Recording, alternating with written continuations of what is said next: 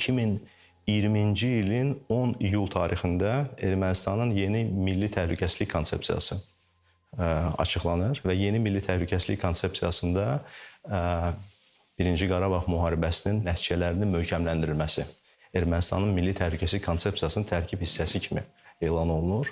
Daha sonra 12-16 iyul 2020-ci il Tovuz istiqamətində olan təxribatlar və bundan dərhal sonra Ermənistan tərəfinin nümayişkar şəkildə həmin o təxribatda iştirak edən hərbçilərin mükafatlandırılması, o cümlədən General Polad Həşimovun qətlində iştirak edən hərbçilərin nümayişkar şəklində təltif edilmələri və 23 iyul tarixində Baş nazir danışıqlar prosesinə dair 7 əlavə şərti irəli sürür.